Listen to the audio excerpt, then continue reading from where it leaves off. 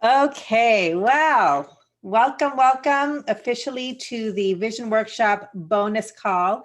So I know that when most of you registered for this, it included 2 calls. Hi, Lisa. Hi, Sonia. Hi, Shannon. I was just starting with my official welcome, and I was saying how originally I had planned to do 2 calls, 2-part trainings, and then it just became really clear to me that I wanted to offer one more call just to really have that extra support around pulling the pieces together. People need it, especially because the purpose statement tends to be both, they can be the most challenging, but it's also the most empowering. So I just wanted to make sure that people had that extra support.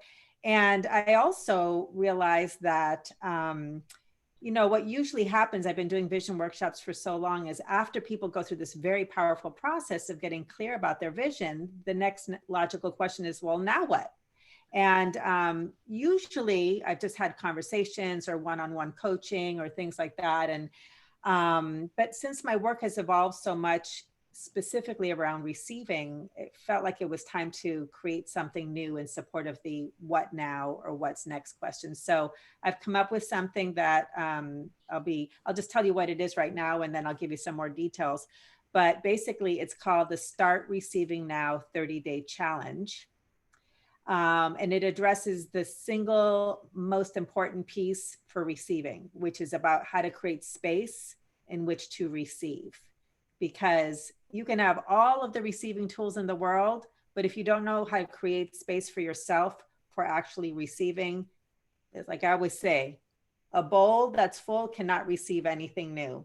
A bowl that is empty can receive new. So it's about creating the spaciousness. So I'll tell you more about that, but I just wanted to plant a seed in case you're wondering, like, wow, I'm done with my vision, what's next? Or just that question's perfect for you. Okay. So let's see. Great to see everyone here. Let me share my screen. Okay. Actually, let me do, might take me a moment because I'm kind of cumbersome with this sometimes. Okay, we're going to do that. And oh, that's pretty good. That worked. That was a lot easier than I expected. Okay. And let me make sure I got my chat going for you guys. Where's the chat?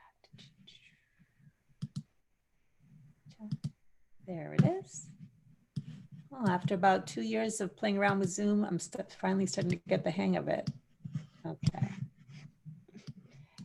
All right, great. Okay, so the focus for our bonus call is putting the pieces together and next steps. And it's going to be pretty simple. You've done hopefully most of the contemplation, the writing pieces already. So today it's about giving you support to pull it together. So we're going to have 2 hours. It's mostly going to be coaching for anyone who needs it, some sharing about where you're at, hopefully some celebrations, some yays, and then I'll go over some possible next steps so that if you are really still contemplating, still integrating the support you get, just still in the process of it, because again, this is a deep, soulful process. And so some of you, probably many of you, have been asking questions that you've never really asked of yourself before. So those answers come in their own time and we invite them, but it's not like the doing model of power, which is this like linear process where you're solving a problem like an equation. This is an invitation, and it requires spaciousness, and it requires sitting, and it requires receiving. And I know some of you have been engaged in the process of actually asking friends, how they see you as part of what you've been receiving, helping you connect with your answers. So if you're still in that process, then today will help you continue to stimulate ideas and contemplations to keep receiving clarity. Okay. As I said, the being model of power, which is what the vision workshop is about, is messy. It's nonlinear, and it has its own timeline, just like agriculture has its own timeline, and babies growing and gestating, being born has its timeline. We can't force this, right? But we can invite it and create like an ideal environment for your truth, your inner North Star, to keep revealing clarity to you. All right, so that's what you can expect. So what I'm going to have you do now is, wherever you're at in this process, I want you to just take some time to read through what you have and take some deep breaths, read through it, and reconnect with wherever you're at with your vision right now. And when you're done reading through it, then just say done in the chat. Okay, so we'll take some time for that.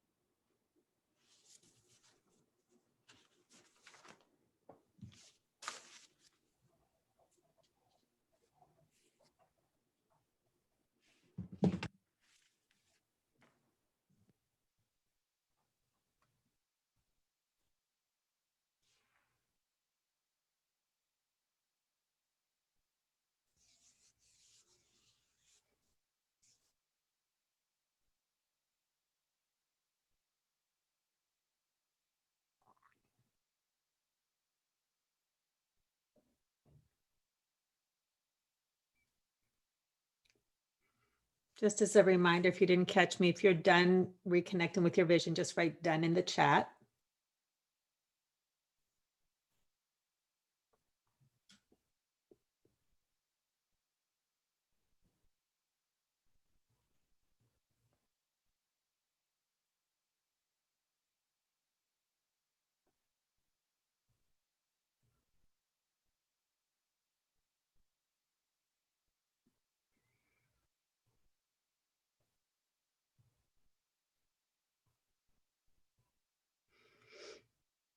And we're going to be checking in a little bit. So if you could have if you do have a working version of your purpose statement, it'd be great to have that in front of you. And if you don't, that's a-okay. If you have your characters, some verbs that are standing out for you that you're playing with, whatever you have around your purpose statement, just have that in front of you. Sonia, Yes? you said that if your purpose statement, if your dream was really your whole life, it could be one and the same, right? You don't have to do two different ones. Yes. Okay. Yeah, exactly. David, are you done reconnecting with your vision? I don't think I saw. Did I see you? Oop. Can't hear you. I'm not ready yet. I'm kind of in a mess right now. Okay. Are you able to just hear me as you? Yeah. Okay, great. I think everyone else, is anybody else needing some time to reconnect? I think we've got everybody else. 1, 2, 3, 4, 5, 6, 7. Yeah, okay, great.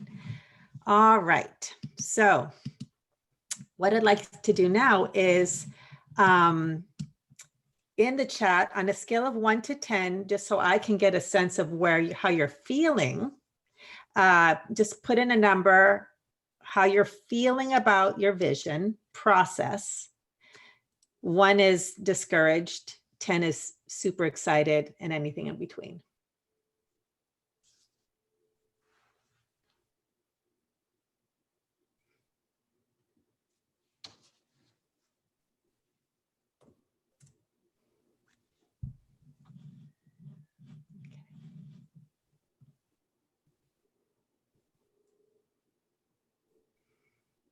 And there's no right answer. There's only your truth.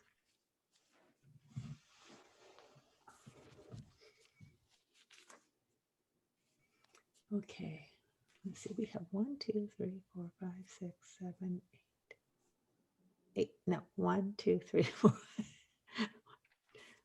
4, 5, 6, 7, 8. I think that's right. Okay. So 1, 2. Okay. Thank you.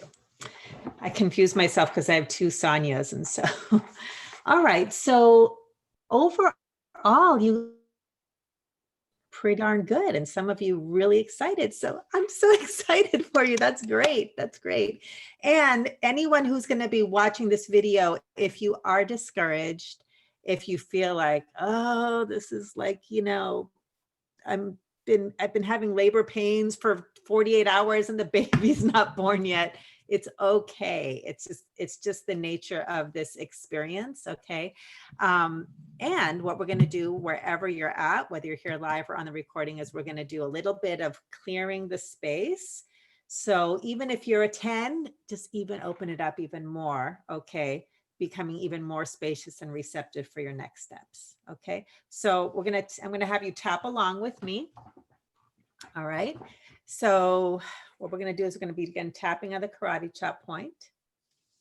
And feel free, I'm going to keep my camera on so you can watch me. You can keep your camera on, you can turn it off, it's up to you. And you can close your eyes, just let these words wash over you. If you want to repeat after me, you can actually turn off your mic and do it. Some people like to say the words too. Okay, so here we go. Just follow along with me. We're tapping on the karate chop point. Take a deep breath. And we're holding the intention of only that which is of the highest good and greatest joy comes to us and flows from us. So even as I feel these feelings and have these thoughts about my vision process, whether they feel discouraging or exciting, I am willing to love and honor myself anyway, and be spacious and receptive to even more clarity, power, and my path forward with joyful fulfillment and peace. Even as I have these thoughts and feelings regarding my vision process, I'm willing to love and honor myself anyway, and receive even greater clarity, power, and my path forward with joyful fulfillment and peace. Even as I feel these thoughts and feelings regarding my vision process, I am willing to love and honor myself anyway, and receive even greater clarity, power, and my path forward with joyful fulfillment and peace. So now we're going to tap on the top of the head, thoughts and feelings. You can repeat after me or not. Just let them wash over you, the words. Eyebrows near the nose, thoughts and feelings.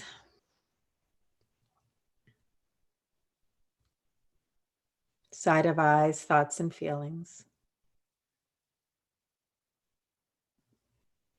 Under the eyes, thoughts and feelings. Upper lip, thoughts and feelings.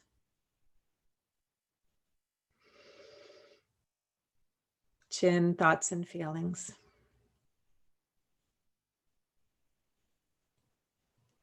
Under the collarbones, under the throat area, thoughts and feelings. Under your arms, on the ribs, thoughts and feelings.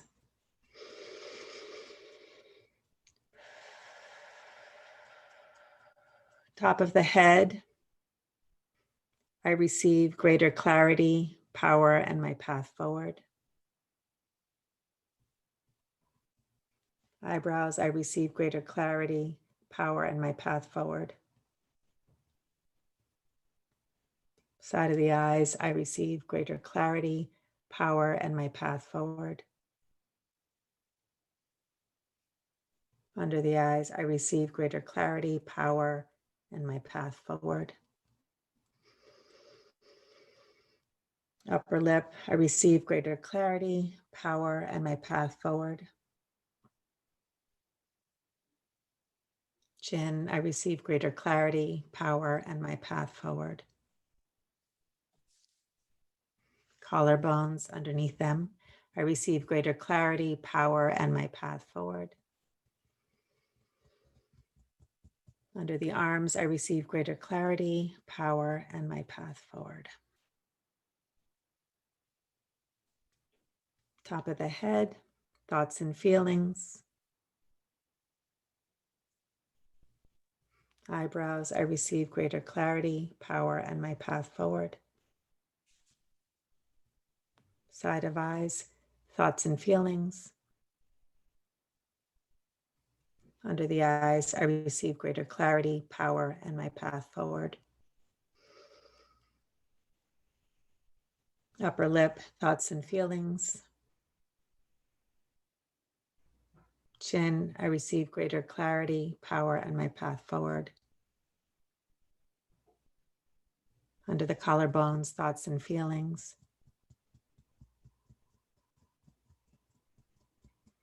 Under the arms, on the ribs, I receive greater clarity, power, and my path forward.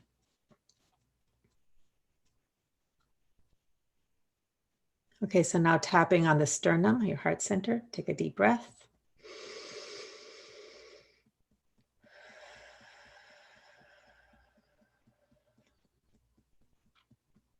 Okay, so if your camera was off, you can turn on your camera, stop tapping.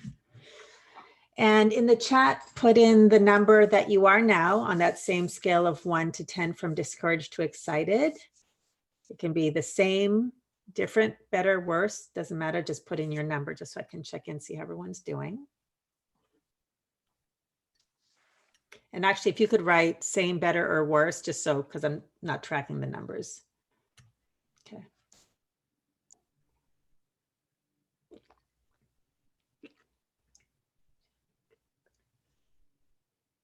Okay, good.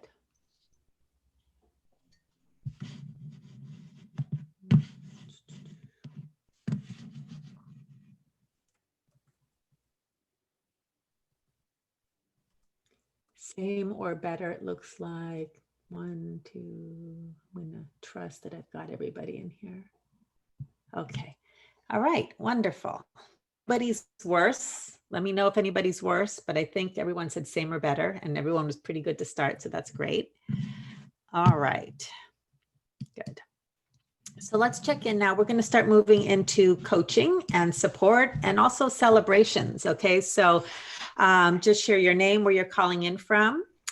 And just a check-in about where are you with your vision process. If you do have a purpose statement, I would really love to hear it. I think everybody would. And we're doing this both as a celebration, as an invitation for the next bit of clarity if you're still engaged in it, because I can help you if you have some questions, or just by stating it, that's going to be connecting with the energy of it, even if you don't fully have the words yet. Okay. It also always helps to hear other people's words and visions, because sometimes you might hear somebody like, "Ooh, I like that." You can write it down. That's okay. You can do that. And then if you have any specific questions or need for support, just let me know what it is. And as I support and coach you, it helps other people as well. All right. So let's see here. I'm just going to just kind of go around my circles. So Juliana, would you be willing to go first?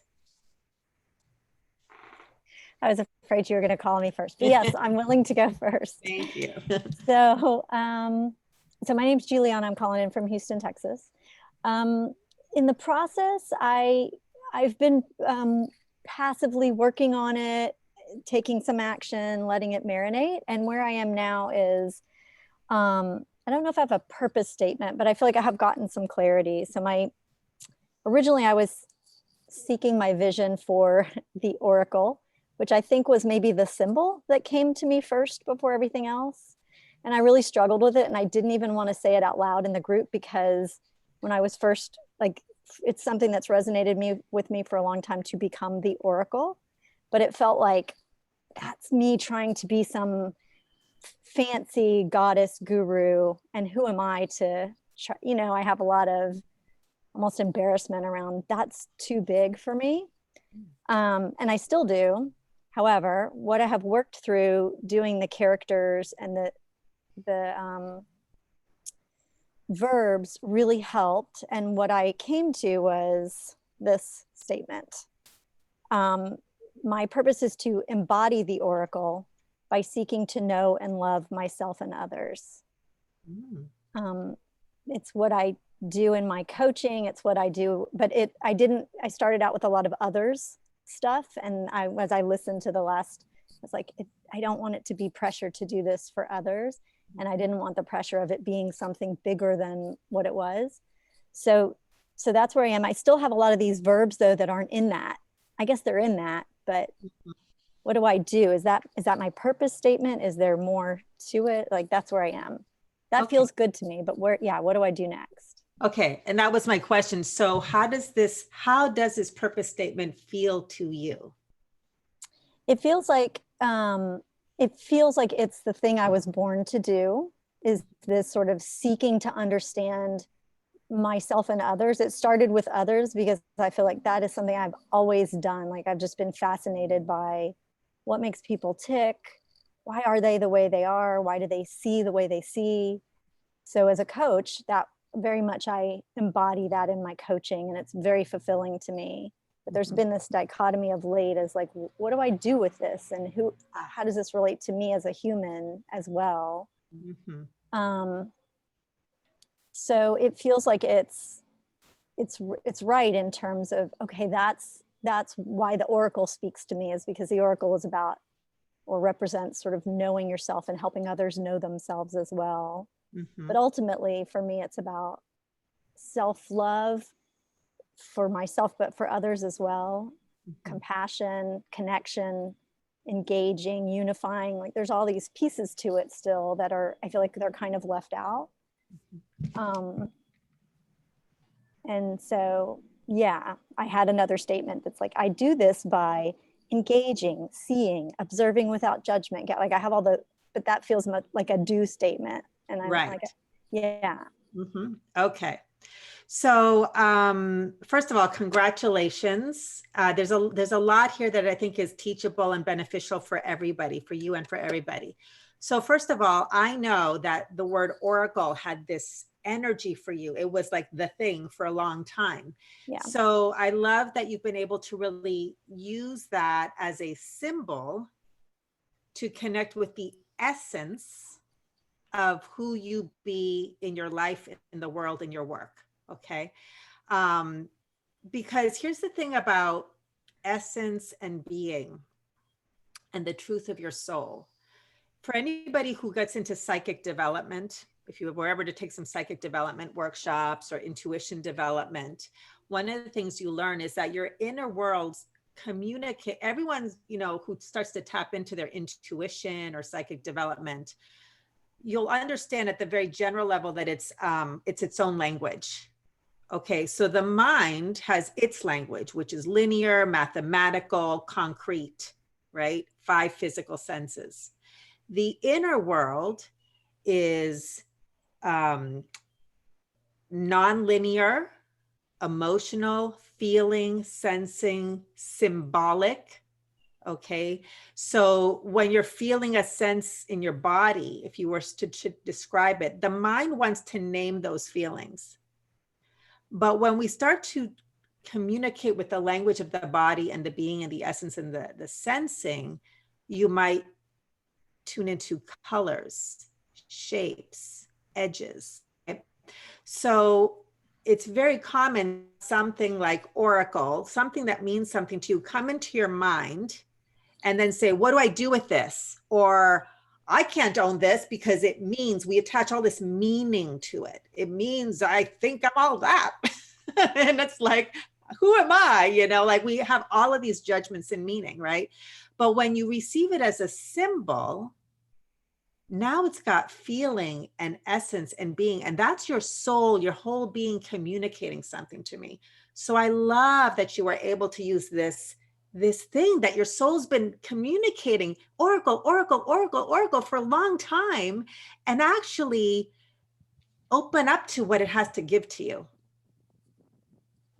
Okay, so that's the first piece. For anyone who's had like images or words that have been, I know Lisa, you've been grappling with this with your purpose statement. Like I keep getting magical. I can't remember all of your words, but it's like that's your soul communicating to you. And so we're learning how to receive that and really validate it because we don't know how to speak the language very well, or maybe we did when we were little kids and it just got beat out of us, or the physical world said, well, what are you going to do with that? We're validating this. This is the other aspect.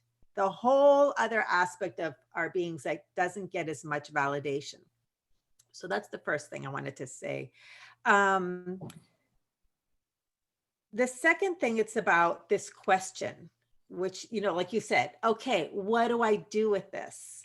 What do I do with this? There's 2 points that I want to talk about. That's the question that always arises from this. Okay, 2 things. First, I'm going to tell you something a lawyer told me that I've never forgotten. Okay. Actually, yeah, you're a lawyer. I'm a lawyer. Okay.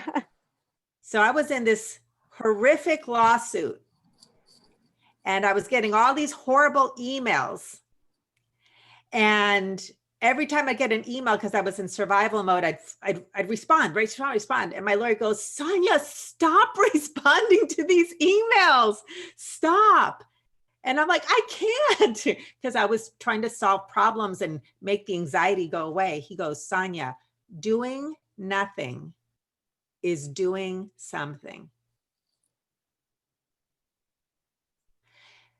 The more accurate message behind that is that being something is something. The essence, the vision that you've created is, who do I be as this oracle fully expressed? And so in the absence of having to do something, because that's where the mind goes, what do I do with this, right? Yeah. I cannot convey enough, other than to be a broken record for anyone who will listen to me, is What the vision gives you is you connect with who you be in every aspect of your life.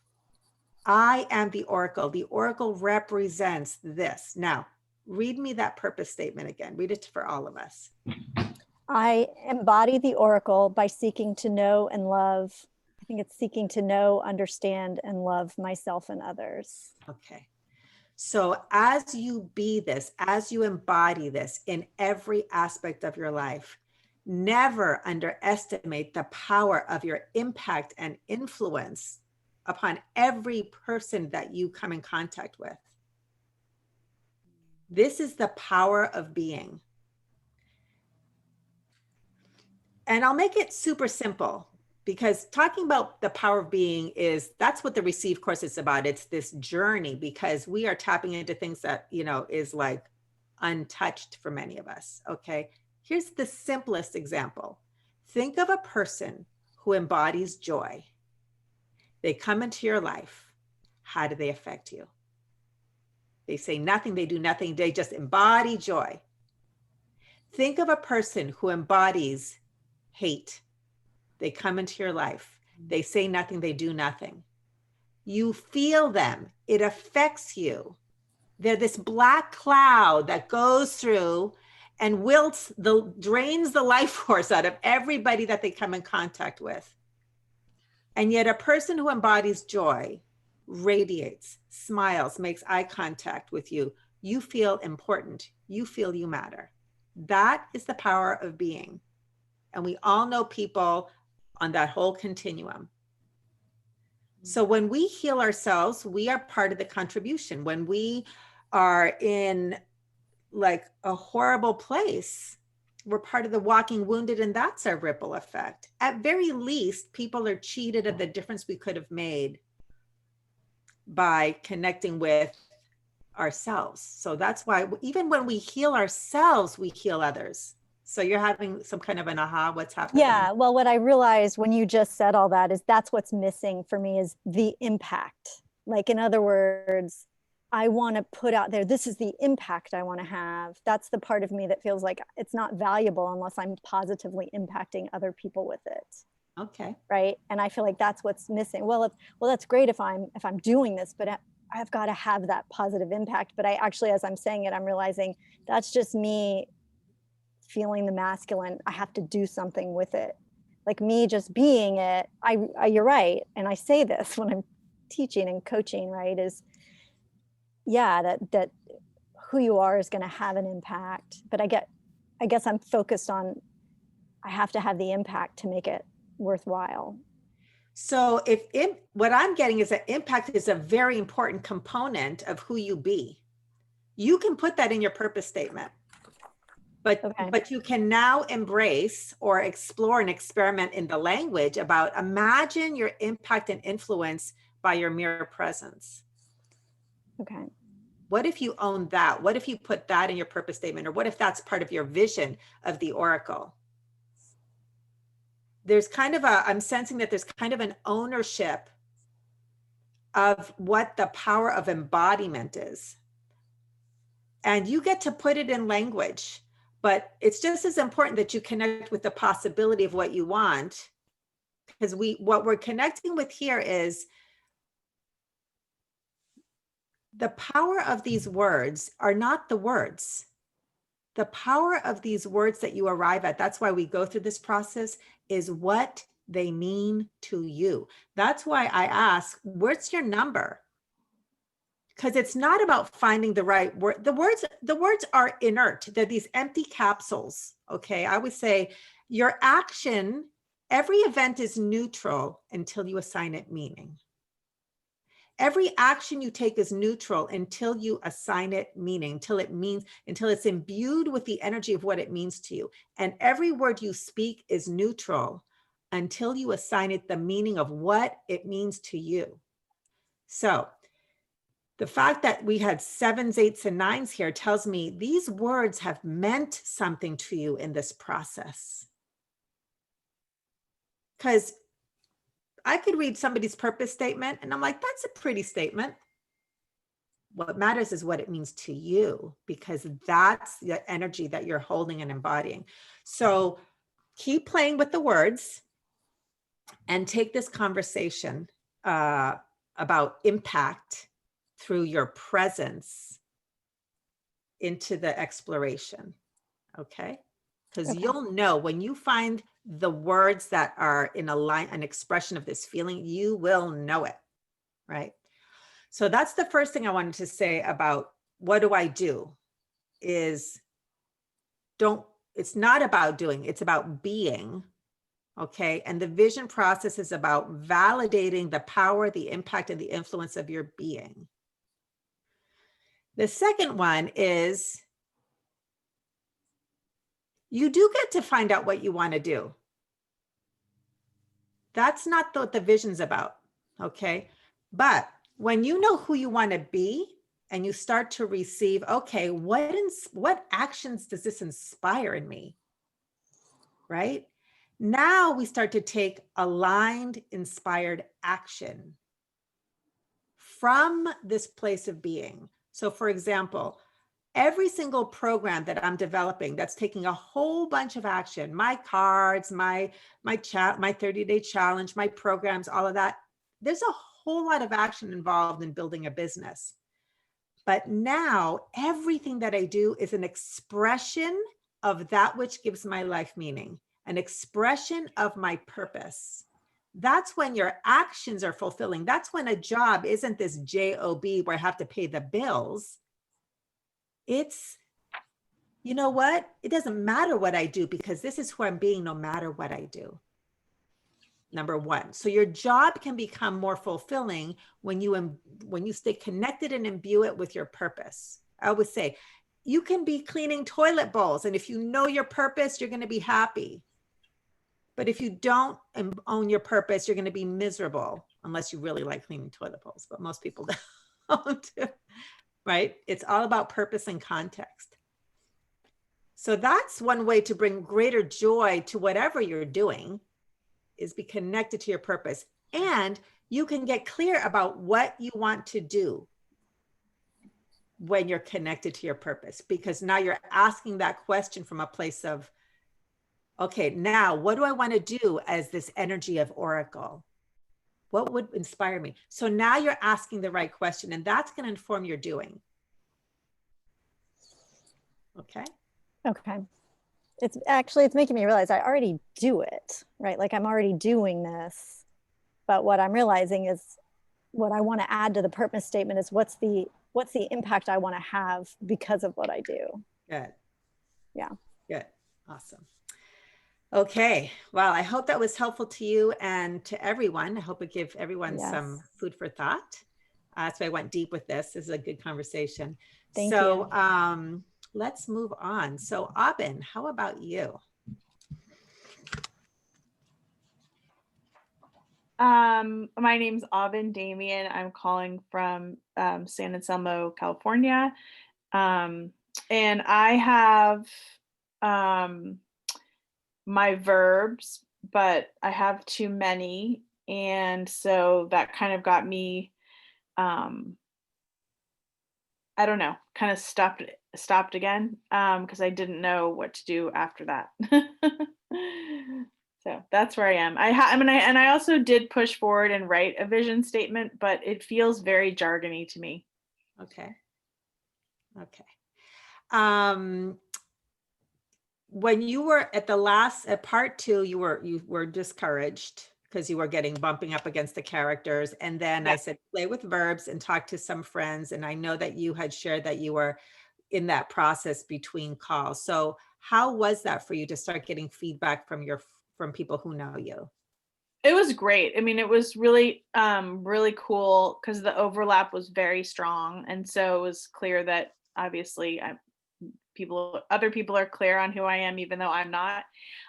So that was really helpful. And then I had such great characters that I created pages and pages of verbs. So that was really cool too. I mean, it was just so abundant. Good. Okay, good. I'm going to get ahead of myself, but one of the things I offered for this program was the first 10 people to register got some one-on-one time. And I know you're one of them, Aubin. So you and I will have some one-on-one time. And for anybody here who wasn't in the first 10, if you don't know, contact me. I'm going to be reaching out to people. I've come up with another way to get some one-on-one feedback from me. So for anybody who's feeling stuck or just wants that extra, feedback, that's available. Okay, so we'll work on this together, Aubin. Okay. Great, thank you. Okay, thanks. Annalena, how about you? Yeah, Annelina, and I'm calling from Denmark. Yeah. And where I am in my process, I think I'm almost there. I have a little boy here. I'll try. I have a shift of words and changed sometimes, but I'm in a place where I like my vision. And I have a vision for my life, and then this afternoon I also started find a vision for my relationship. So I have two visions. Wonderful, wonderful. So if I recall, when you first started the process, there was definitely some discouragement, and I could tell that you really were looking forward to having some clarity from this. So how are you feeling in general about your life with this clarity now? And as you look at creating a vision for your relationship, how are you feeling about moving forward with that, with the clarity that you have? I think what you said was, you're asking about the vision in my relationship. Well, how are you feeling about your life having the clarity that you have? Yeah, I have more. I think I was stuck before, but now I'm a hopeful place. Yes. And then as you think about doing a vision for your relationship, does this newfound clarity also give you some hope, or do you feel less stuck about that? The stuckness was in relation to my relationship. So it definitely helped a lot to find the purpose of my life, and that helped me for the vision. Yes, exactly. So just to reinforce this for anybody who's working on a relationship vision, this whole workshop started that way. It started as a workshop about how to create a vision for the relationship of your dreams. I was working only with women then, and that was a very specific focus. And again, when you know what gives your life meaning, and then you can look at your relationship as an opportunity to experience and express that, it completely changes the way you look at your relationship. But when you don't have that purpose, that connection to yourself, then you have this thing, you have this relationship. It's just like this thing in your life, right? And you're completely unconscious about how to relate to it in an empowering way. But even when there's challenges in a relationship and you know what gives your life meaning, that literally becomes the lens through which you look at those challenges. So I'm thrilled to hear that. That's really wonderful. Would you be willing to share your purpose statement? Yes, the purpose of my life is to let my soul light up and participate in creating a world that honors and seeks to meet the needs of everyone. And then I have a lot of how to. Mm-hmm. Yeah. So that's beautiful. And did that purpose give birth to those how-tos? Like, is that part of what came out of you knowing the purpose? Yeah, but some of the house, a lot of what I wrote in how could also have been up in the purpose, I think. Okay. I think where I am now with the purpose, I wanted it to be not I want it to be short and clear. Yeah. Because I think it's much more easier for me to, when things are going fast, and then to connect to, oh, that's my North Star, and then I know I have a lot of how to. Yes, exactly. And again, for I said this before, but I'll say it again for anybody who needs to hear this. Some people, they come up with their purpose statement and that's their vision. That's it. That's their North Star. Just one purpose statement. And then all of the other stuff is, you know, just fun stuff to connect with and embellish on and, you know, play with, but that's their North Star. I have created visions that are full page long, and I've also created pages that are one sentence. So part of that, the reason I asked about the how-tos that might also be something for Juliana about like, well, what do I do? Well, once you know your purpose, you might just have this download of all of the to-dos that inspire you now. So, or all of the different ways you could express that purpose.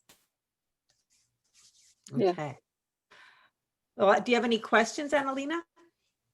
No, I don't think so. Okay. Not now. All right. Well, congratulations. I'm thrilled to have more clarity and are feeling unstuck and hopeful. That's great. Thank you. Yeah, thank you. All right. Well, Shannon, how about you? Yes, sorry, I had to go into another room. So I have some clarity. I've not quite, there's some, in terms of the purpose, I feel like there's new thoughts that are bubbling up for me that would really be a stretch, that on some level are actually making me laugh. And I'll share what they are, because maybe based on what you know about me, I'm sure they would make you laugh too. So I like initially when we started, it was about my leadership and really, and as I'm listening to you and others speak, I was having more clarity just, and I realized, oh, done. Oh, I am feeling more centered and grounded in my leadership. And now what's coming up for me is like, things like, in terms of my purpose is like, you know, just experience joy in unexpected ways, which would mean like really me being embodied in my being. So that would be such a stretch for me. And it almost sounds like so opposite of me. That's why I'm saying it makes me laugh, like to even have that thought occur to me.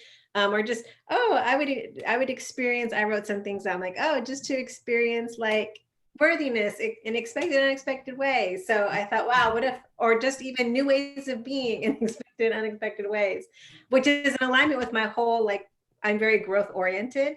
It feels like almost silly to me, like it, which is fine because that's so opposite of me. So that's where I'm right now, is like, I'm just playing with the ridiculous for me, I guess you could say. So that's the space that I'm in right now. Wonderful. I love that. I love that. You know, and like you said, as I know you, you have been, how do I describe it? You've been this amazing doing machine, right? You have worked so hard and created so much amazing stuff in the action world of action, whether it's building your business or, you know, supervising just making amazing things happen, right? The doing. And so as you've been opening up to, like you said, just being worthiness, feeling worthiness, playing, having fun, ease, you know, like, and really opening up to the being in unexpected ways. I just love that type of, it's literally like this flower, this expansion, you know. I love hearing you talk about that. So I'm excited to see how that is for you. Yeah, so it's just, it's literally like new thoughts that are coming in. But yeah, I feel like just almost a lack of excitement for like the achievement piece. Cause like this year, one of my things is, oh, I want to become a best-selling author. So I did it twice this year and it didn't do anything for me. Like, I'm like, like, you know, and people are like, oh, you should promote. I'm like, I don't feel like it. like it was literally that feeling of just, it's an accomplishment. And yet there's nothing like, I don't feel like promoting it. I don't feel like talking about it. It's just, So to me, it's like, okay, something shifted where Yes. I'm just not in the mood, so to speak, to just have one more accomplishment. So yeah, I love this. That's what I'm saying. Like I said, people, like I would say, when people pursue their goals from a accomplishment thing, one of two things happen. Either they get it and they're like, what's no, I did, okay, that was fun. It lasted. Now what? Or they don't get it at all. Right. And so I love that you've had so many accomplishments and achievements. And now you're like, well, what else is possible now? So it's all on that feeling level. mhm. Yay. I love this. Is there any support that I can offer you, or do you have any questions specifically? Yeah, I mean, I was about to say what to do with this, so I caught myself. I'm like coaching myself out of that. But I guess it's sort of like, well, how do I play with this, or how do I create space for this Mhm. to nurture this? I suppose that's the only Right. question that comes to my mind. It's a new thought, so it's a little Right. unsettling for me, honestly. Uh-huh. I'm like, oh, this is different. Okay, Yeah. I'm not sure what to do with it. Now you have not done the Receive course, right? I have You have done the Receive course. the initial one, like The first one. Okay. yeah. It's, I mean, just a quick answer to that is you're primed to go through it again from this new place of awareness, Okay. because it will mean something completely different to you. Okay. It's just going to expand all this beingness, so if you want something to do, just go through the course again. Okay. And keep showing up to the Thursday Q&As if you'd like, because that's a great place to be among people who are practicing these expanded ways of being. And then if you want, maybe the 30-day challenge will speak to you. Yeah, I'm already interested in that, so I'd like to hear more. Okay. So those are some possible next steps that you can do to be more. Yeah. Okay. Okay. Well, congratulations. And I'm excited for you. Thank you. Yeah.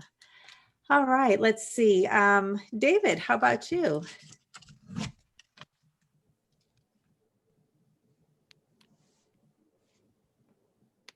I can hear you.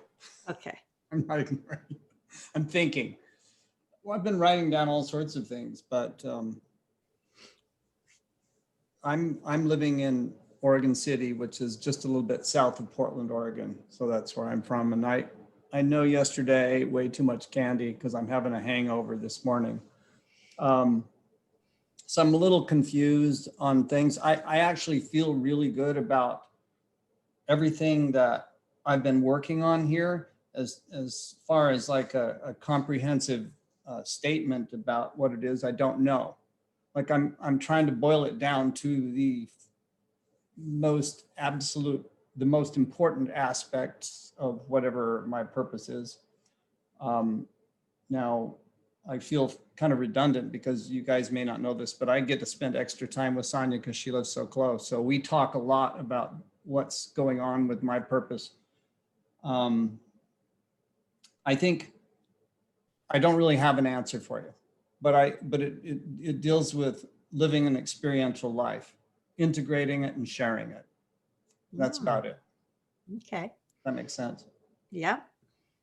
Now, also, while we were talking about words, which are symbols, thoughts, which are meaning, and then sensations. So it's like this almost mathematical formula of going from words to meaning to sensation without thought.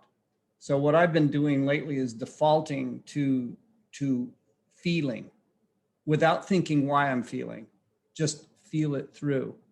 And then go in reverse and go, what does it mean?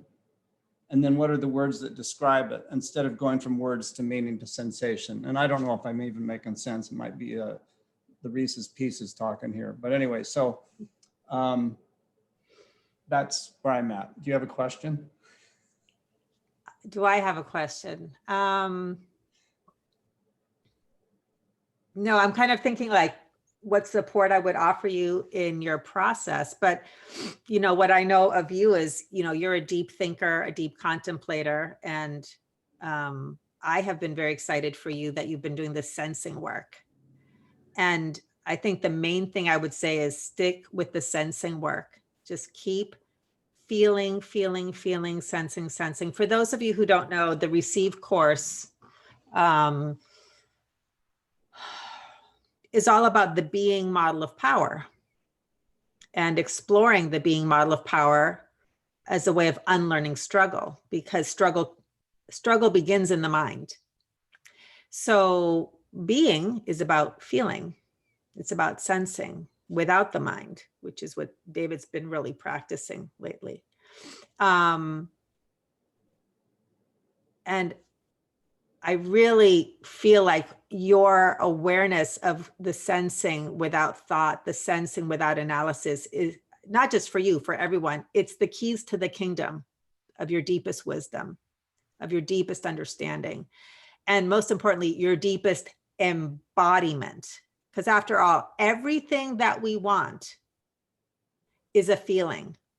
Everything out there, we chase it for a feeling. We want to feel better. We want to heal. We want to be happy in work. We want to be fulfilled in ourselves. We want to enjoy our relationship. It's feeling. So what happens is we go up here and they are literally two different languages, thinking and feeling.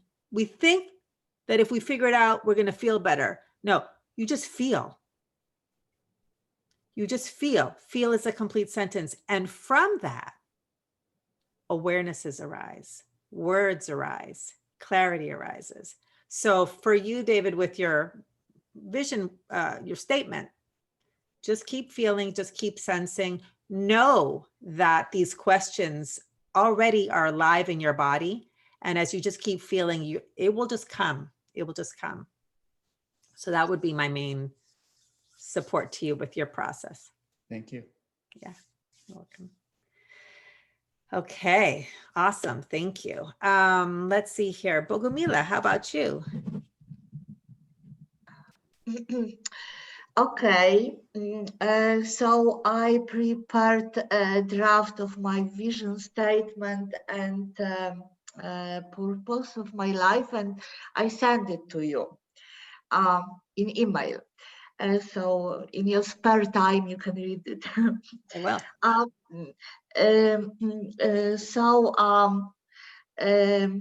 I rewrote it 100 times, you know, back and forward and crossing and edit.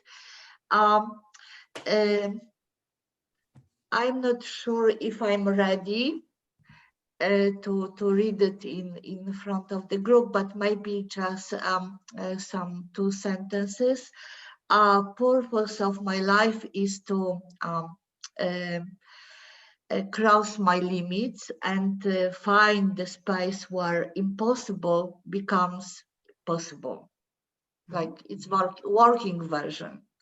Okay. Not much, but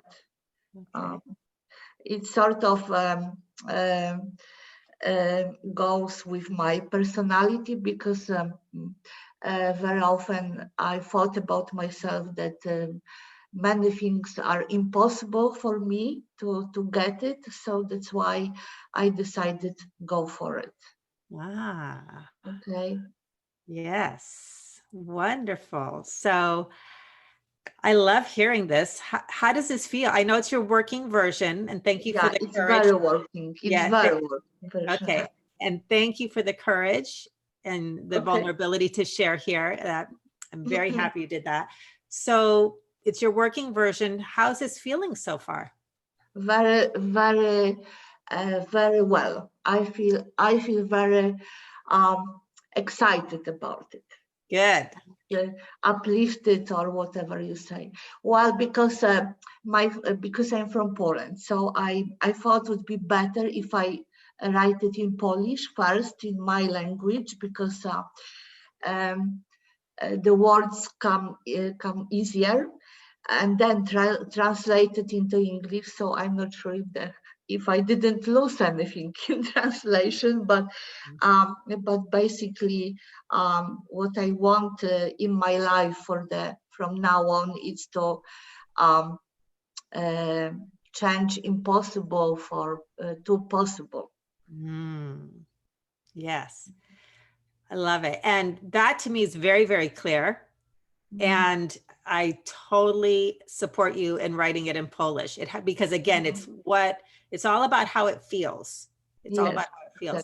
And when we're in touch with our purpose statement, it resonates for us. It is uplifting because it's like, that's me. Like we feel it. We feel it, you know, especially when you start to give yourself permission to release all of these expectations that we think that my purpose is what I do. No, my purpose is who I am and who I want to be, who I've always wanted to be, but I didn't know how. Yes, So exactly. Yeah. that's beautiful. Okay. And I will definitely read it, and I'll definitely Oh, respond. please do so. Absolutely. And don't laugh at me. Don't laugh at me. Never, never, ever, ever. I'm your greatest cheerleader. No. Yeah. Wonderful. Are there any other questions, Bogomila? Not at the moment. Okay. Okay. I will definitely read what you sent me. Thank you. Thank you. Thank you. Okay. Lara, how about you? I am still working on it. I sat down to work on it during this time, and then I just couldn't focus. So I couldn't like just create my little pocket of time. I think it's going to have to come to me like it did before in the middle of the night. When I wasn't expecting it, but I have not put a journal next to my bed, which is probably what I need to do. I'm still like blown away by this part of me that I haven't been able to reconnect with for so long, when I realized that I was the cherished child.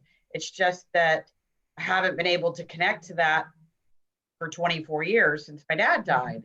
So realizing that that is part of me and a big part of me, but I just didn't give it any time and attention for so long.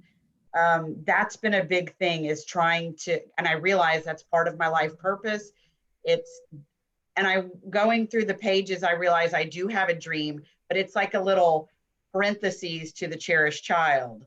So I realize I do have two things. If I want to parse it out, I could do a dream one, but I don't have to because it's really part of that. So I'm still working on it. You know, interestingly, through all this, I identified a role model, which I would not have thought was a role model, but really is. What? I just said, ooh. Yeah, I didn't realize it, but and like I said last time, things that I was very judgmental and critical about were because that really was a part of me and I wanted it to be a part of me, but I didn't think it was possible.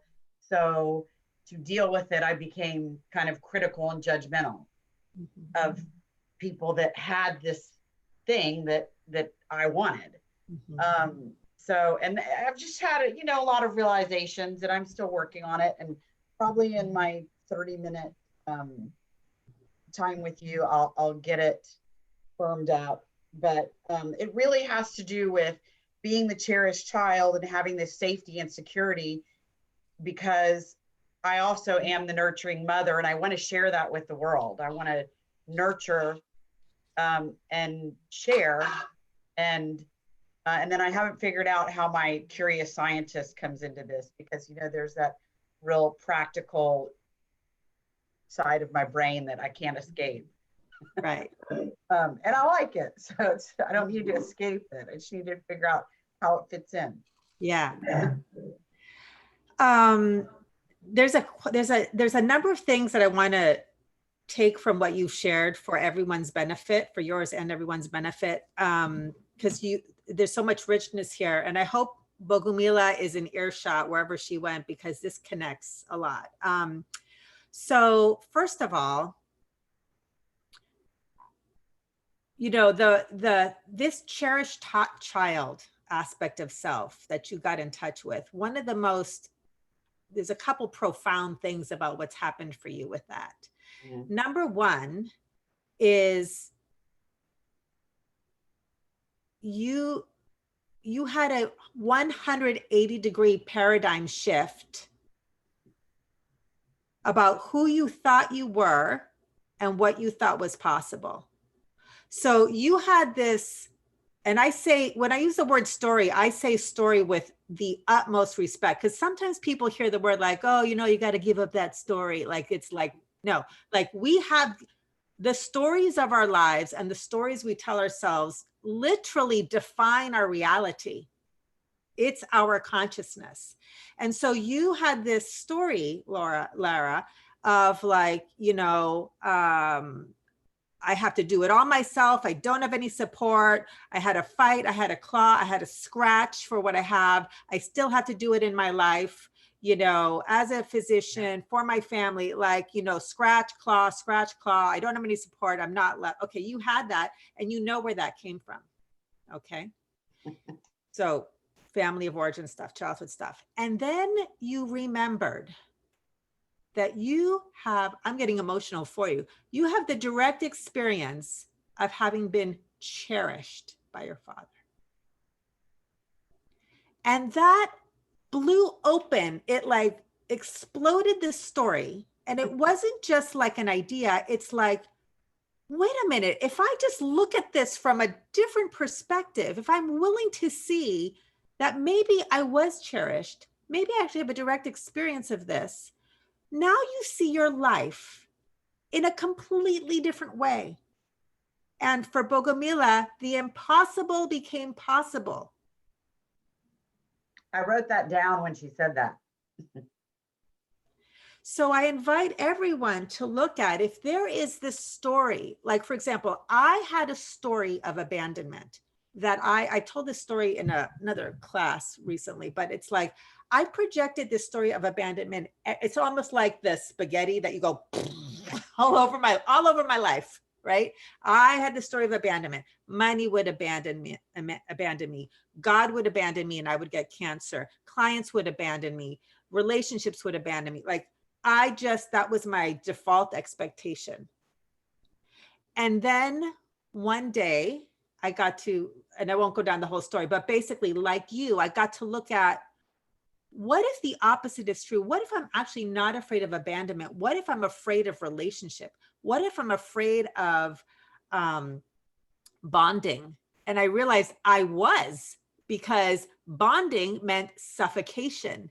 It meant duty and obligation to the point that I had I would never be free to live so I actually was avoiding this whole other possibility. Part of it was just unconscious. I didn't know that there was another side to abandonment. So whenever we have a place that we feel that something's impossible, something you can play with is, how might the opposite be true? So you had this breakthrough, which was the opposite was true. And now back to being, you have this power, this whole new clarity about not only is this an idea that I could be cherished, I actually have the direct embodied experience of that. And that now is you opening up to your beingness in your life, which is now the invitation, because your consciousness creates your reality. So I can't celebrate more with you. This is enormous. I think I covered the 3 things I wanted to, so that you already have this and are this. It's possible. And now you get to ask, how else does cherished child express in my life? What else do I want to invite? I might want to do another vision now for another dream. Who would I be if I just operated from the place of natural worthiness? Right? Yes. So just play. You now can play because you've gotten in touch with that essence. And the only other thing I'll say to you about the scientists, which I'll share my experience in case that helps everybody else, is one of my characters is artist. I am an artist. I'm a creator, right? And while I won awards in high school for the drawings that I could do and the prints that I could make, and I've got, I can draw. I've got some abilities here. I even joke about when I went to school, I was like, should I go fine arts or finance? And I took the practical route. I got a business degree, right? So, but I discovered that I absolutely have the heart and soul of an artist, but my medium is not visual arts. My medium is consciousness. I love to create programs and spaces that help people.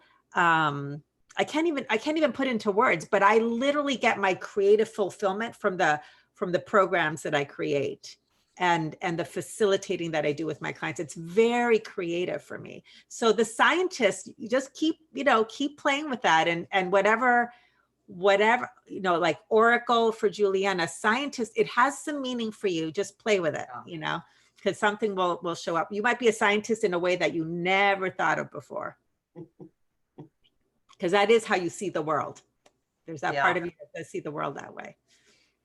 Okay, I have to say something. David, your art is really cool, but it's cracking me up because your face is right in front of the face and it looks like you're wearing the hat. I noticed that too. I love it. It's so funny. Thank you. This is actually a drawing based on a Jose Posada Dia de los Muertos image. So I didn't invent the image. I just kind of copied it and played with it. So. It's really, I love it. It's cool. Thank you. For those of you who don't know, David co-facilitated a retreat with me in Texas. And so Lara was one of, let's see, is anybody else here? No, just Juliana, no, you weren't there. So Lara was actually in that, we had a studio in a garage and got to experience David's teaching. So yeah, that was fun. Apologizing for being so demanding. Okay, well, thank you. And any other requests for support, Lara? No, I just need to play with it. I just need to focus a little time on it, or not focus and have it come to me in the middle of the night. Yeah. I just have to share this because, I mean, y'all won't laugh at me. The person I identified as a role model. So one day, this is a few weeks ago, I was burning a candle in my room, in my bedroom. And all of a sudden, I mean, I don't know what happened, but it like caught on fire. Thank goodness. I mean, all of a sudden there was like this like 10-inch flame coming up. And I was like, oh God, I'm glad I'm here, because I rushed into the sink and put it out. And then that night, in the middle of the night, out of nowhere, I woke up and I wasn't doing anything. And the fire alarm, it talks, and it said, fire alarm is getting ready to activate. But it didn't go off. It just said that. And then nothing else happened. And then the next morning, a friend came to me and had a dream about my role model. And they saw each other at the store, and she gave her a ride home. And then she drove her to my house. And she said in the background, there were all these fires going on. And she goes, but she said, oh, you should come in. And she said, oh, no, I'll be fine. Like the fire wasn't scary. And I thought, okay, I guess, and she's passed. She passed on. It's my aunt. And I thought, okay, she got it. She's sending me a message. Wow. Like all in the same day and night. And then my friend came the next morning and said, I dreamt about your aunt last night. And she drove me to your house and there were fires in the background. Wow. It was bizarre. Wow. Anyway. When did this happen? A few weeks ago, probably about maybe about 3 weeks, kind of when I was starting all this process. The reason I ask is I had a supernatural experience like a week or so ago, and I've been having, I already am intuitive and stuff, but I've been reading about it was the micro blue full moon on Halloween, and it's the equinox, and it being kind of when the veil is very thin. So it's kind of interesting to hear that you had this interesting experience. Yeah, all like over the last month, I would say this, but it happened when I don't know. Anyway, but it was like boom, boom, boom. It wasn't like a few days later and a few days later. It was like within a 12-hour period. You were meant to get that clarity for sure. Yeah, I was getting a message. So anyway, I just thought I'd share that. Very cool. All right. Well, I look forward to hearing how this clarity continues to unfold for you. Thank you. So Lisa, how about you? Everyone. Well, this has all been like every person's share has almost been like building, it seems like, on a lot of stuff. So like I had originally a very kind of a statement that seemed not as powerful as it should be. It was like something about being a woman who's a safe space, standing in her full expression, creative expression. And I had like those original words, love, beauty, creativity under all conditions. But I noticed, like, I don't know, I've gone through something in the past week that has been so intense, and a little bit of like what you had mentioned in the beginning when you're around certain like cloudy people, let's say, but I don't even want to say cloudy people. I think just like that other way of thinking, doing, and like limiting, which as if it literally put my own, I saw myself put my own glass ceiling up, like, oh yeah, I can't receive more. This is all I'm allowed. And it's a little bit, I think, of like, I'm dealing with the mother wound. Things from my childhood came up where I felt like, oh no, I can't, make mom mad. Like these kind of things have come up for me.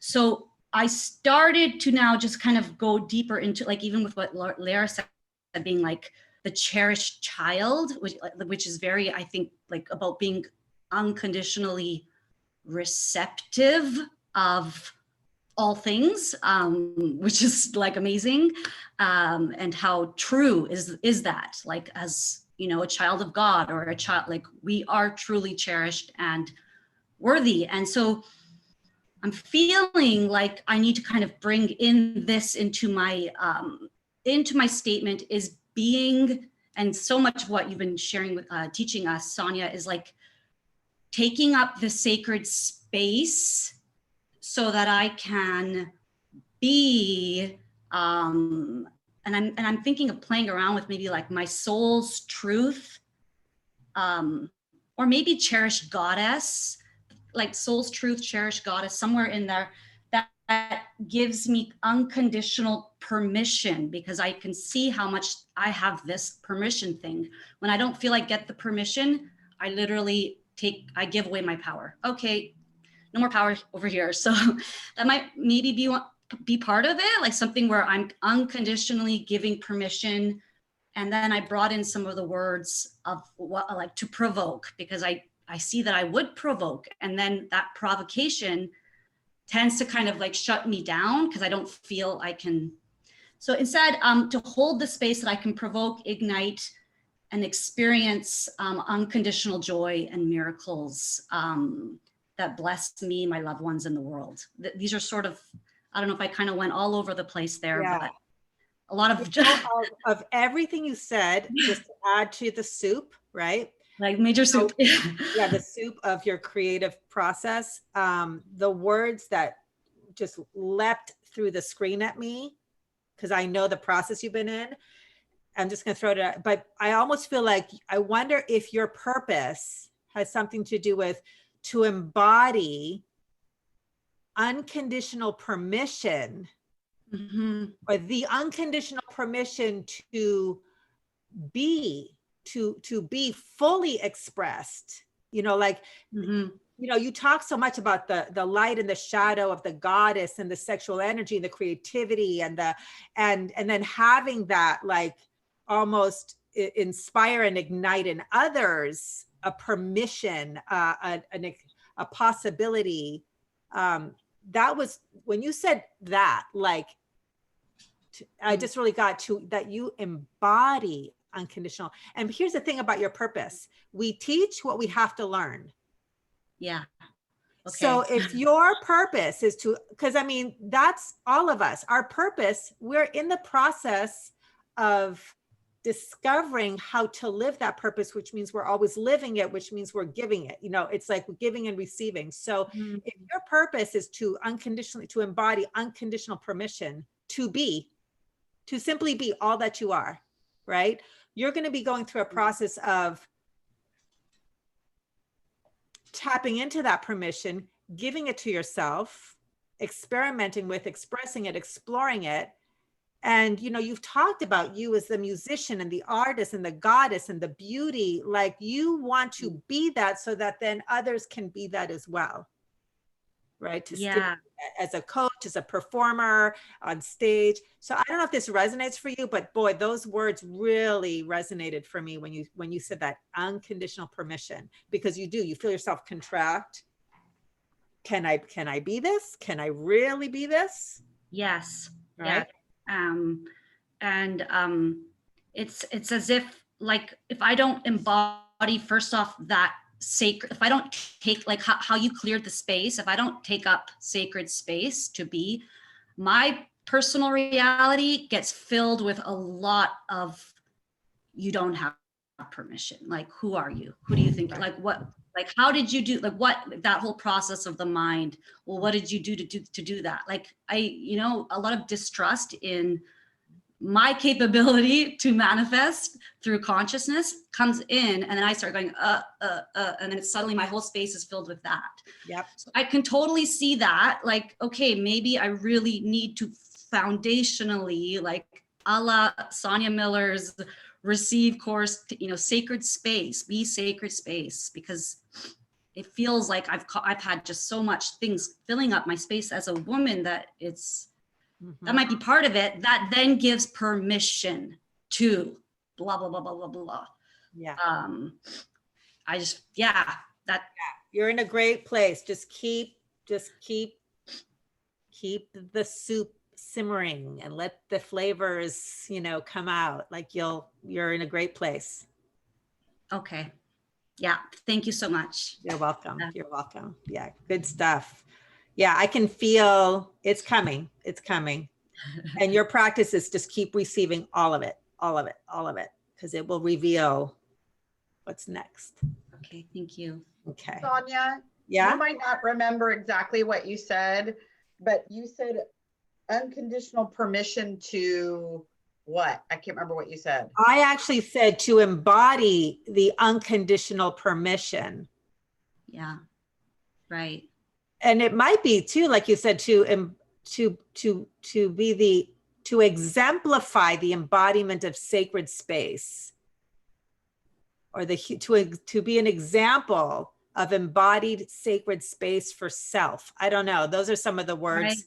And by the way, Lara, this is recorded. So if I didn't quite catch the words, those are just some that are flowing off the top of my head. It just had some stuff that spoke to me. So I'm just like stream of conscious writing things that are sticking out for me. I do stream of conscious talking, and then people go, what did you say? I'm like, I have no idea. So thanks for the recording. Yeah. Yeah, so it's on the recording. Yeah. Okay. Yeah, I can feel it. This is very powerful.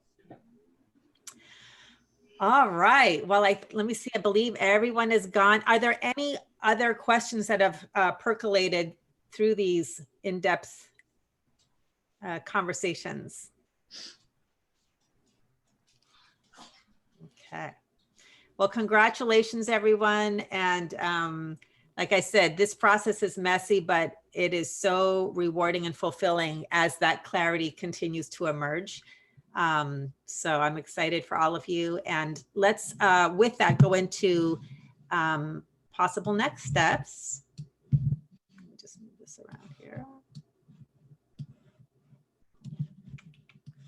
Okay. All right. So possible next steps. So wherever you're at in your vision process, if I can get the right slide here. Okay. So I mentioned this before. It is in your workbook, and I'll just say it again. So what tends to happen is we do thinking and writing, and we leave it alone, and we come back and we have these sit down sacred sessions, or we just walk away from it, but that's just part of the soup. And again, I can't say this enough. Even if you are not actively working on this, especially if you're not actively working on this, trust that it is doing its thing inside of you. It's better when you're not actively working on this, because if you're actively working on this, you're probably thinking. And thinking is not the best, most productive use of your mind because when you're thinking, your consciousness is, I am looking for an answer that I do not have. So you're actually focused on lack. All right. But when you let it go, you're not focused on lack, when you're not thinking about it. And this is when like an aha can come in. You're taking a shower. This is why, like Lara said, you put the journal by your bed. Okay. Because you're just like not thinking about it. You're relaxing. And then all of a sudden the space is open and a word comes in or an aha comes in. I have a habit of waking up with programs downloading and I just type it into, I text it because if I don't catch it, I'll forget it, right? So, and Lara had that. She let it go. She's had this life-changing experience. If she let it go, it came in at night, she wrote it down. So text it to yourself if you just have it, you know, or write it in your phone, have a journal by your bed, go for a walk, take a shower. If something comes in, write it down. Okay, so that is the sleep on it method, which is just sleep on it, just let it go. And then you can come back to it and either write down pieces, or you might just like let it go. You might just let it all go for a while. And then one day you're like, I'm going to revisit my vision, and then just write. And it might just pour out of you. That's what happened to me with my first vision. The cut and paste method is it's all there. There's nothing left to write. And you literally start highlighting or cutting and pasting, and you can put a vision together that might be pieces from the person you dream of becoming, the how, the what, the why, and you just piece it together and you might have a vision. Okay. So I know I'm kind of I haven't been as linear with this, but I've talked about it before. Does anybody have any questions about kind of these two possible ways of pulling a vision together? The cut and paste method or the sleep on it method? Okay. A little question maybe, Sonia, is like, yeah, I did notice like imagery started coming. Is that something you suggest? Is that what you mean by cut and paste? Like also, or the actual words themselves, or like pictures that kind of like a vision board, or? Great question. Great question. So originally the cut and paste method is you've been doing some writing through these exercises, and then you literally pull out the words and you cut and paste words into a written vision. So you can do that on the computer, or you can highlight and then take your highlighting and start rewriting if you want to do it that way. However, somewhere along the lines when I started teaching vision workshops, somebody said, you know, can I draw? And I was like, yes, of course you can draw. I'm sorry I didn't think of that sooner. And that's because I was a word person, and I am a word person, and I love the feeling that we get of clarity when you can say, this is my purpose. There's a lot of power in that. However,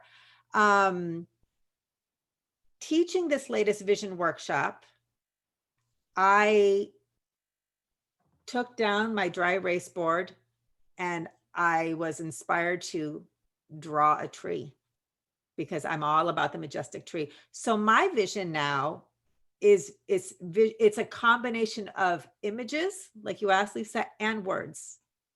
Okay. So trust whatever arises. If you feel inspired to do something creative, to draw, combination, however, just go with it. Okay. The most important thing is you're feeling the essence of what this is all about for you. Okay. I do invite you though to, like Bogomila was talking about, it is come up with something, give yourself an intention of, I'm going to at least have a working version of something. Okay.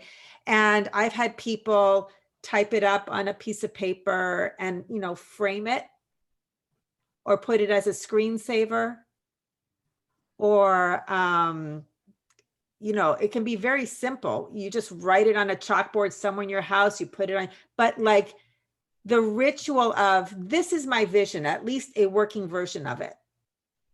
And just by having it up, by making that's a, and you're going to hear me talk about that, what you're doing with your vision now is you are claiming a space.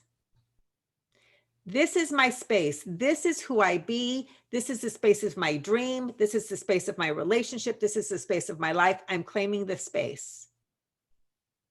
And space is the invitation. The being model of power, everything about receiving is invitation based, as opposed to the doing model, which is intention based. So your vision is the invitation. And when you have the invitation, which is being an essence, you do start to receive. So back to the question, it's like, what do I do? Nothing. You're now an invitation, and you will start to receive insights, next steps, inspirations. You'll wake up and say, I want to do this, and you'll do it. You know, like the doing will come from being the invitation. Okay. So, other possible next steps is one-on-one support from me. So if you are among the first 10 that registered, just go ahead and schedule your time. That's my scheduling link. Email me if you have trouble scheduling or something's you're just not matching up with my schedule. And we'll set a 30-minute appointment to help you with wherever you're at with your vision, whatever you need. Okay. If you're not among the first 10 and you would like my support, what I've come up with, because it's all about like, how many minutes in a day are there? Okay. Is send me an email, okay, and you'll need to retype this into an email, okay? I used to receive stuff from people handwritten. I need you to type it because I can't read people's writing. Send me an email with the how, the what, and the why typed into an email, okay? And your specific question or questions, whatever you need support around, by Friday, November 6th, and I will respond by the end of the following week. So I will give you direct feedback on your vision if you need any support with that, okay? So any questions about this to pull your actual working version of your vision together? And I have received, let's see, from Bogomila, and I did receive from Annalena written pieces, so I will respond to those. Okay. Any questions about this? Little question, is this something that, like, generally speaking, you want to be carrying, like you said, doesn't matter what you're doing, everywhere you go, wherever you are, that's sort of in your, like, you're creating your own kind of default in a way, like it's its own kind of foundational piece in your, yes, right? Is that right? Like, this is your inner North Star. Exactly. Inner North Star. Okay, I like that. That's it. Yeah. And so your vision, whether it's for your life or for a particular dream, one of the best things about it, one of the ways you can use it is when you find yourself saying, what do I do? What's next? That what do I do? What's next? Go back to your vision. I am this. My purpose is this. And then you can simply ask, okay, so if I am being this, what would I do? If I'm really embodying this, if I'm being this, you can say, what thoughts would I be thinking? What actions would I be taking? How would I approach this situation? See, that's your North Star. It's literally what is true north on a compass? You navigate through your life, no matter what shows up. And the beautiful thing about this is, think about it. If you don't have a North Star, you get lost. What does that look like in life? You're dealing with a situation in your relationship, in your job, in your life, in your mood, you're depressed, whatever. I don't know what to do. I don't know what to do. You go back, right?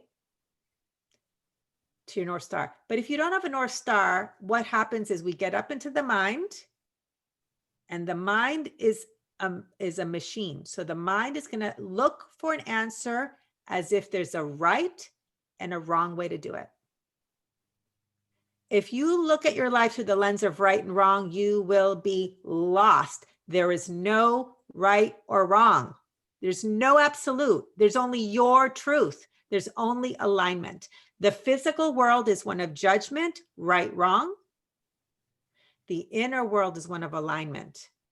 And when you're in alignment, you have now activated the power of your soul. you've called in the power of life, and it will bring you what you need, whether in awareness or in manifestations. Does that help with your question, Lisa?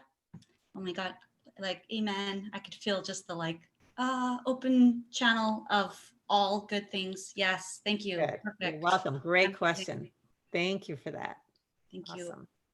I love the magic of the group because I forget things and then somebody asks the perfect question. I'm like, yeah, I want to talk about that. So that's great. Okay, so here is the thing I'm excited about. If you'd like to join me. Okay, so this little power program is, sorry, I'm trying to get this so I can see it. Okay, so for anyone who's asking what's next and you want to play with your vision as the springboard, you are invited to join me in the Start Receiving Now 30-day challenge. Okay, I'm going to do something really embarrassing. I've been trying to hold it, but I have to go to the bathroom. So I'm going to mute my mic and I'll be right back. And if you guys need to take a body break, I invite you to do that and I'll be right back. You can read this meanwhile.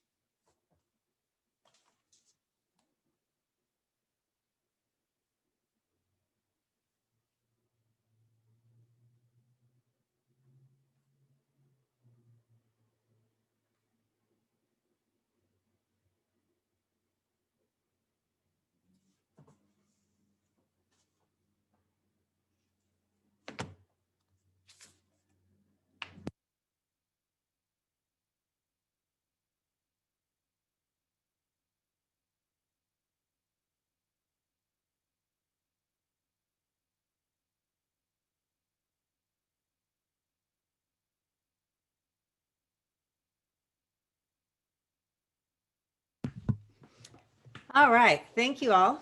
So the Start Receiving Now 30-day challenge is about receiving new possibilities in 15 minutes per day. So I'll read through this and then I'm going to tell you, just unpack it a little bit more. So the theme for the program is fortunate receiving happens when you own and care for your spaces. And the purpose of the 30-day challenge is to experience easy, fortunate receiving by tapping into the power of spaciousness. So the intended results are that you learn and practice the easy 3-step receiving method, which I teach in the Receive course. Explore, prioritize, and practice claiming your space. Experience easy receiving of good things in expected and unexpected ways. Discover new understanding about the power of spaciousness. Deepen your understanding about what receiving is and is not. See more clearly how life always offers kindness. Gain clarity about the nature of your resistance and how it blocks your fulfillment. Be inspired to grow as a fortunate receiver by experimenting with receiving principles, and expand in your capacity to receive your joyful fulfillment by owning your spaces, caring for your spaces, and unlearning struggle. Okay, so it's $197. It's going to begin on Monday, November 9th, and you're going to receive a 5-minute video every day for 30 days with a principle, an opportunity to take a short action. It's going to guide you in claiming your space every day, a minimum of 15 minutes per day for 30 days. And the video will go out via everything, email, I'll post it on Facebook. I'm hoping to get this online where if you would like a text, you'll get a text every day for 30 days. and it'll just have a link to the video, because that way, I mean, it's just easy access. But you can watch the video any time of day. But the idea is to get this in your awareness and get the practice of this. I'm also going to do 4 weekly bonus calls. I'm playing with the day and time, and that will be a place to get extra support with me. And there will be a Facebook group for members only. Now, I want to tell you the why behind this. All right. So I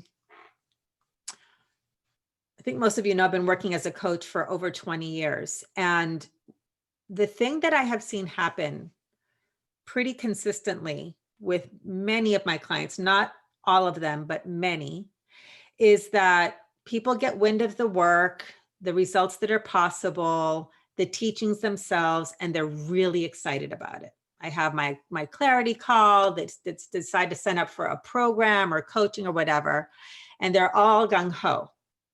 And then what happens is they come on to their next calls, call number 1, call number 2, coaching sessions with me. And they will say, oh, Sonia, I felt so good after we talked, but then I didn't practice my thing. I didn't have time. It's always time. I didn't have time. I didn't have time to do it. I didn't have time to watch the video. It's always about, there's no time to do it. So here I have, there's every program out there in the universe. I don't care if it's a diet. I don't care if it's a business building program. I don't care if it's a meditation practice. There's a million amazing programs out there that work, but if you don't make the space for it, nothing changes. Nothing changes, which is why I decided to become a coach and not a therapist, because I'm all about results, right?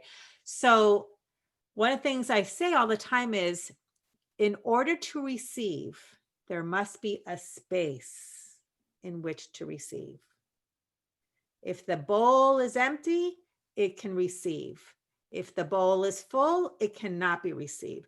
So if we don't have space, you cannot receive. This whole program is about creating space. It's supporting you to every day create space. So I really thought of it as a challenge as opposed to a program, because it is a challenge and it's something fun that you can rise to. It's like, you know what, I'm going to do this. I'm going to create space for myself 15 minutes a day with Sonia's help and a little prompt every day. And what you'll get to experience is, as you create space, just the act of creating space and then knowing how to work with it, which is what these little prompts are going to be about. We're going to learn about physical space and why physical space in your life is so important. Boundaries, no distractions.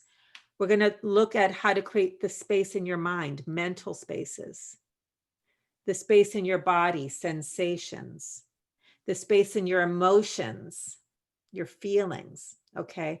Because when there's space, here's the thing about space. Space receives. That's what space does.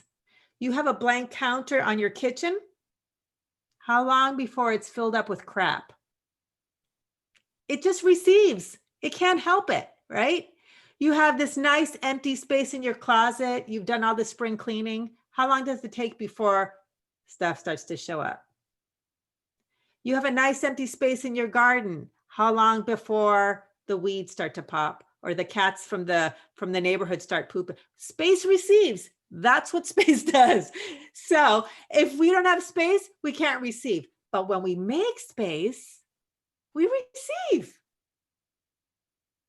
So that's what this program is about, is how to create space. It's practicing making space. It's making it a priority. And then because you actually have space, then you get to learn how to care for it. One of the things we talk about in the Receive program is, in order to receive what you do want in life, you must learn how to receive what you don't want in life. We receive don't wants all the time, but because we don't know how to receive them so that they move on through, they get stuck in our spaces, and then we can't receive anything new. So we learn how to receive it so it moves on through. We keep caring for the space. When we feel bad, sensing, how do we receive that so it moves on through? When our mind is filled with all kinds of thoughts, how do we receive that so there's space and it moves on through? If you care for your space, which is to keep it empty and clear and things moving through, then the nuance can come in. And a very important concept is this. You cannot receive your wants until you receive your needs. If your needs are not met, that's what's going to occupy your space all the time. So part of the spaciousness is one of your core needs is you need a space. You need space for you. That's what Lisa was talking about. That's what the cherished child is about. Every aspect of that child is received. The child needs the space to come home to. So we are exploring 30 days of nothing but space, because when you get the concept of space, receiving just happens. It just happens. That's where the magic is. And it's above and beyond, like Lisa was talking about, like, can I receive more than what I believe is possible? Can I receive more than what I think I'm worthy of? Yes, if you know how to receive everything as sacred. So that's my invitation. I will have, I don't have a link for you now, but I will have that. I'm going to shoot for Monday, Tuesday at the latest. Okay. In the meantime, you all have your next steps, ways of getting my support one-on-one.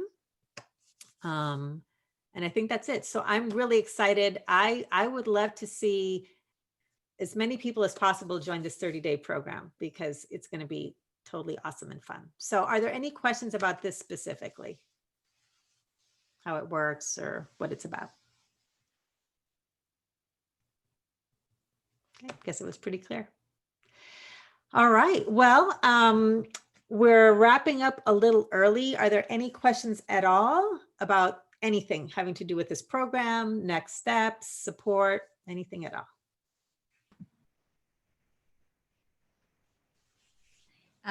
As part of the first 10 people, is all the same link of the bit.ly/Sonia call? It's the same. Yeah. Booking time, Yeah, just when you go to that scheduling, just book a 30-minute session. Okay, and, cool. And that automatic scheduling will also send you reminders and things like that. So great. What I haven't automated yet is, once you've scheduled, feel free to reach out to me. I think everyone's got my emails from past emails, but it's admin@successforthesoul.com. I haven't automated yet, like getting the Zoom links up and running. So I may need a little like, hey, Sonia, is there, Bogumila had to do that with me the other day. Are we doing this on Zoom or the phone? I can talk to you any way you want, but just check in with me so that we get the mode of communication set up for appointment. Okay. We can do Skype, Zoom, phone, FaceTime, whatever you like. Any other questions? Okay, well, I want to thank all of you for having this vision workshop be such a fun experience. I've never taught it like this before, so I really appreciate you showing up live and engaging fully. And I'm really excited for all of you, wherever you're at in your process. And please send me, if it's not already in the plan, please send me whatever working version you come up with, because I love holding people's vision in my heart with them. So I'd love to see what you come up with.